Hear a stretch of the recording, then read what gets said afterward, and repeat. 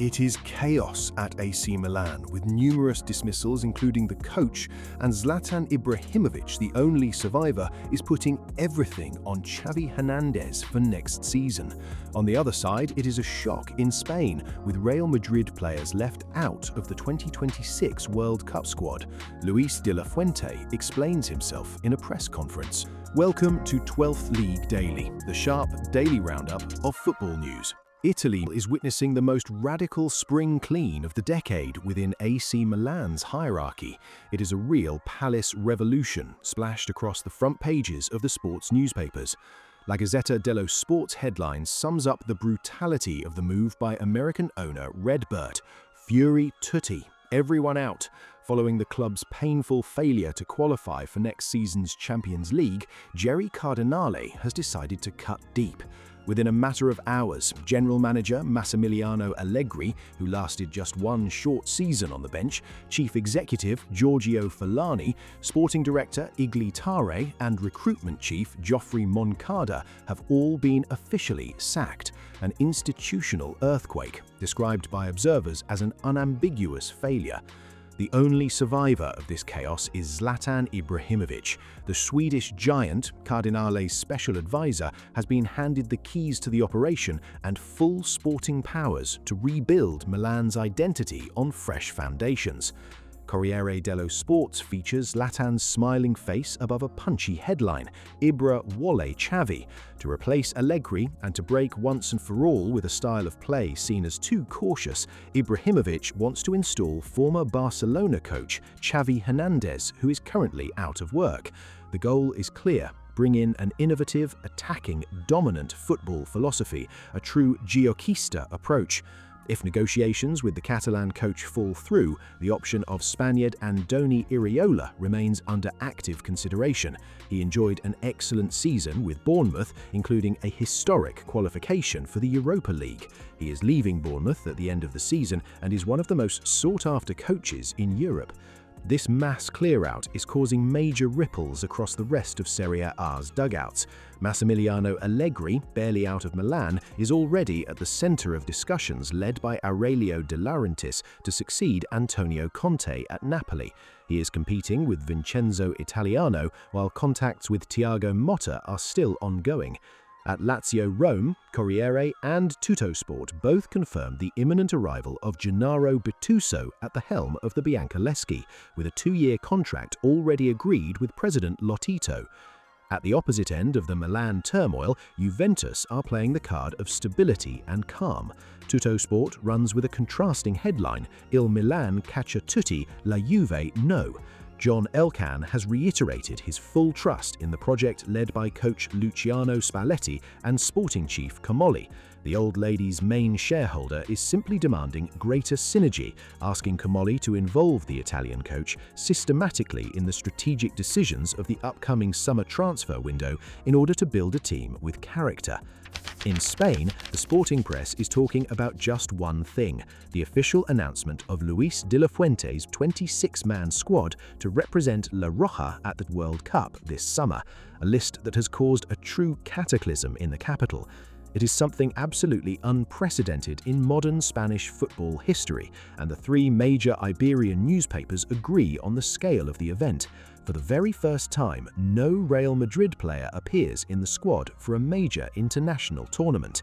Catalan paper Mundo Deportivo is enjoying the moment with a provocative front page showing a giant fake scoreline of 8-0 alongside the shocking title Roja Calais.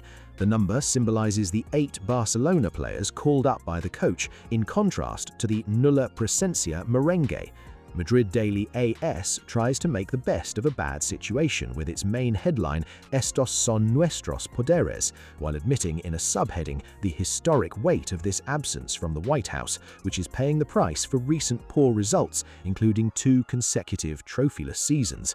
Asked about Madrid's absence in the press conference, Luis de la Fuente says he doesn't look at where players come from and everyone selected deserves it. Luis, es que yo, afortunadamente, soy seleccionador nacional, yo no miro la procedencia de ningún jugador. Creo que también lo he comentado en diferentes ocasiones.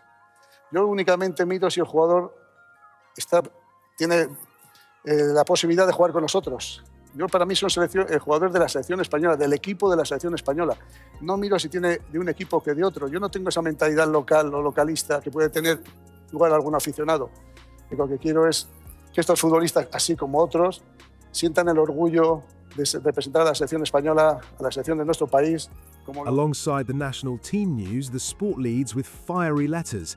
Se caliente el caso Julián Álvarez. The Atlético Madrid striker has reportedly frozen all talks over a contract extension with Los Colchoneros. Eager for a change of scenery, the World Cup winner is said to have made it clear to those around him that his absolute priority for next season is FC Barcelona. The rumour is backed up by both Marca and Mundo Deportivo, who specify that Joan Laporta was waiting for this clear gesture from the player before launching a major offensive. Atletico will not make this easy and are reportedly demanding more than €100 million to let their jewel leave. The British football landscape is in full boil. Pep Guardiola's celestial farewell at Manchester City. It is the end of a hegemonic era that has lasted a decade. Mirror Sport's front page is on fire with a very direct headline, "You're my Wonderwall," a clear nod to the presence of Oasis rock star Noel Gallagher and many other City legends alongside Spanish coach Pep Guardiola during the farewell parade through the streets of Manchester. After 10 years of undisputed dominance and the collection of his 19th and 20th major trophies in sky blue colours, with the FA Cup and the Carabao Cup bringing this magnificent chapter to a close, Pep Guardiola said goodbye during an especially emotional open-top bus procession.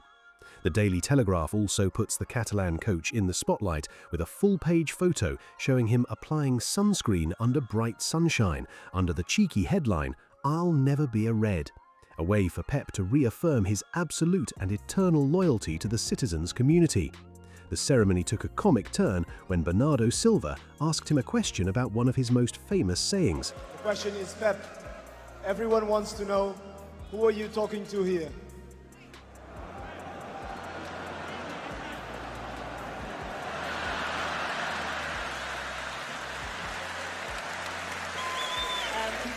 Do you have an answer?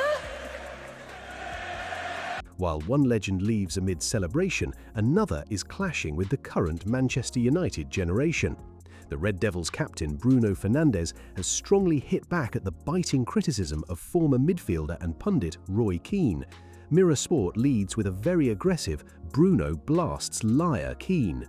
The point of disagreement: the Portuguese captain has just broken the all-time Premier League single-season assist record by providing his 21st assist in a 3-0 win over Brighton.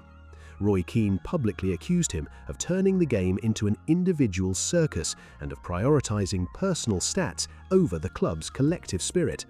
Furious, Fernandes called those comments shameless lies, even revealing that he asked former manager Ole Solskjaer for Keane's personal phone number so he could settle the matter face-to-face. Keane responded via an enigmatic Instagram story showing a donkey beside a lion, captioned, "Too much attention makes a donkey believe he is a lion." The atmosphere remains toxic at Old Trafford. Inside the Times Sport, journalist Matt Lawton drops a major exclusive. Saudi boxing chief wants to buy Derby. Turki al-Sheikh, a leading figure in Saudi Arabia's boxing and entertainment industry, has expressed a concrete interest in buying historic Derby County, who have just finished 8th in the championship. English football's regulators are looking closely at the case to make sure no funds come directly from the PIF, Newcastle's owner, which would breach multi-club ownership rules. Finally, the nightmare continues for West Ham. Officially relegated to the Championship last weekend, the London club is set for a massive exodus. The Daily Telegraph reports a major summer fire sale worth an estimated £150 million to cover the costs of relegation. Manager Nuno Espirito Santo is under pressure, with Slaven Bilic and Scott Parker being linked as possible replacements, while stars such as Jared Bowen, Mateus Fernandes, Crescencio Somerville and Tomasz Suchek are being pushed to the exit. The coach also apologises in his press conference. That's all for today. Thanks for watching. See you soon for the next episode of 12th League Daily.